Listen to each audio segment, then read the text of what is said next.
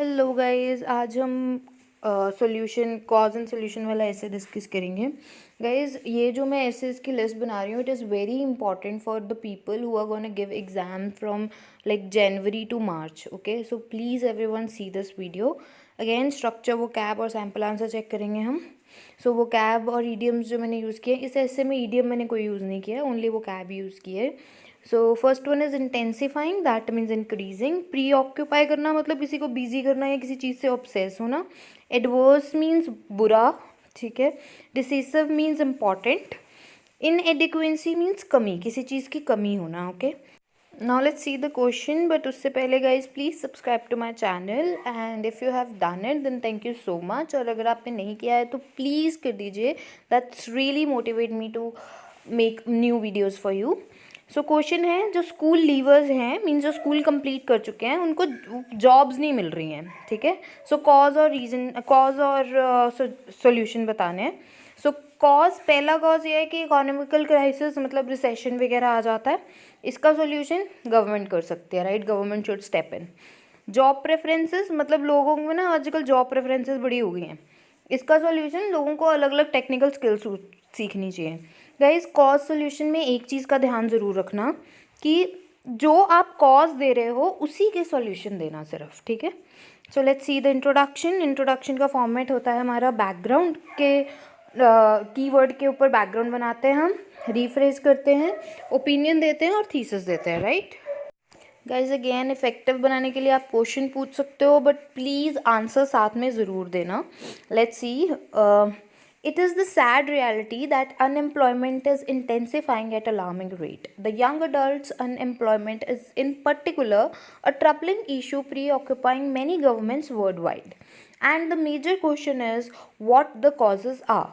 I believe the reasons are economic crisis and job preferences, which I will discuss in upcoming fragments with suitable solution. Okay guys, so unemployment था हमारा main keyword.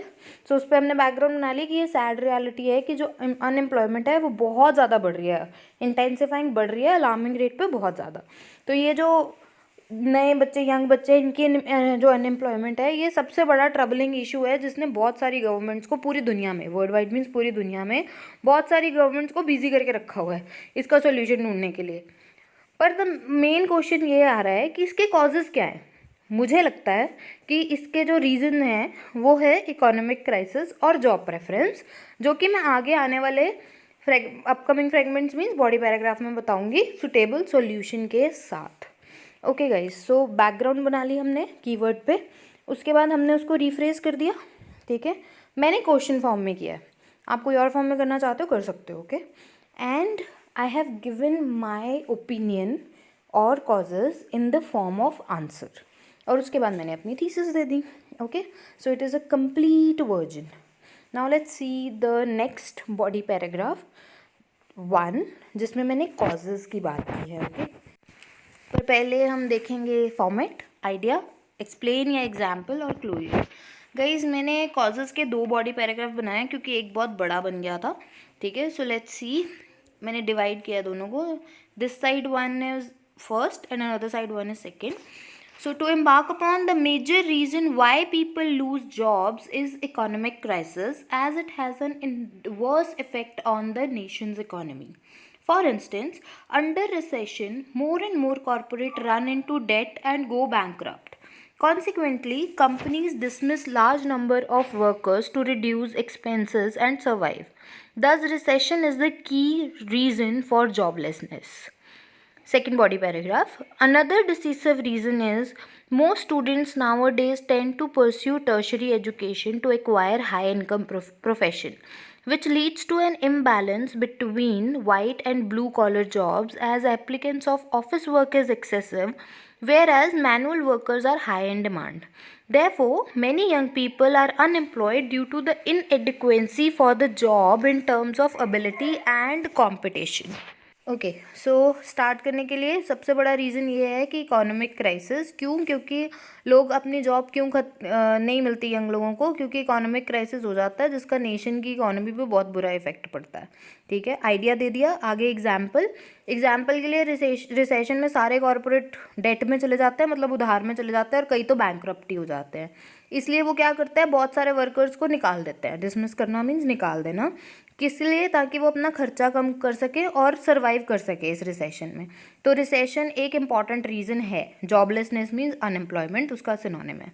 Next body paragraph, अगला important reason, decisive means important reason, जो आजकल के बच्चे हैं वो ना हाई एजुकेशन लेते हैं, टर्शरी एजुकेशन मीन्स एमबीए कर रहे हैं, पीएचडी कर रहे हैं, इसलिए ताकि उनको हाई इनकम जॉब्स मिल सकें, जिसकी वजह से क्या हो गया कि वाइट कॉलर और blue collar, white collar means जो अच्छी जॉब्स होती हैं ऑफिस वाली, blue collars means labour jobs, इन जॉब्स में इम्बैलेंस आ गया है। तो सारे बंदे क्या कर रहे हैं, ऑफिस वर्क के बंदे ज़्यादा हैं पर मैनुअल वर्क के बंदे नहीं है, उसकी डिमांड है।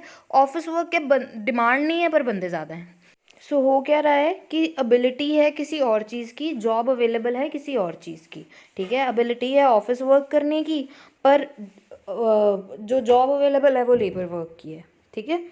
So let's see the body paragraph 2 which is the solution. Fortunately, there are certain effective solutions, such as youngsters who have poor academic performance should be encouraged to attend vocational schools and acquire technical skills to secure a job instead of studying advanced academic knowledge in vain. Moreover, from economic point of view, the government should step in and invest more money in industries or reduce unnecessary taxes to help companies make a rapid recovery during crisis. I believe that these are the suitable solutions which will give benefit in long run. Okay guys, so यहाँ मैंने अपने exam जो मैंने causes दिए थे उसी के solution दिए हैं। Okay, this is very important guys, जो कॉजेज़ लिखोगे उसी के ही सॉल्यूशन लिखना, ठीक है। सो मैंने लिखा है fortunately, thank God kind of thing, कि कुछ सॉल्यूशंस भी है, जैसे कि जो यंगस्टर्स हैं उनको मतलब एमी फालतू में आगे आगे पढ़ने के बजाय वो कोई टेक्निकल स्किल सीखें जिससे उन्हें आसानी से जॉब मिल जाए। इन वेन का मतलब होता है एमी फालतू में, मतलब वेस्ट। ओके, सो उनको टेक्निकल स्किल सीखनी चाहिए इंस्टेड ऑफ फालतू में हमें अपनी एकेडमिक नॉलेज बढ़ाने के। उसके अलावा इकोनॉमिक पॉइंट ऑफ व्यू से गवर्नमेंट को ऐसी सिचुएशन में आगे आना चाहिए और पैसे इन्वेस्ट करने चाहिए इंडस्ट्रीज़ में, और एमी फालतू के टैक्सेस कम करने चाहिए ताकि कंपनीज क्राइसिस में आसानी से रिकवर कर सकें और लोगों को ना निकालें। तो मुझे लगता है ये सुटेबल सॉल्यूशंस हैं जो कि लॉन्ग रन में हमें मतलब हेल्प करेंगे अनएम्प्लॉयमेंट को ख़त्म करने के लिए, ठीक है। Okay, so let's see the conclusion now, ठीक है। सो कंक्लूजन में हम क्या करते हैं, कंक्लूजन में हम पैराफ्रेज करते हैं जो हमने लिखा हो और एंड में समराइज़ करते हैं। समराइज़ करते हैं मीन्स अपना ओपिनियन देते हैं जो हमें सही लगता है, ठीक है। So let's see the conclusion. In a nutshell, I have written down the major causes of unemployment, such as recession and students' job inclination.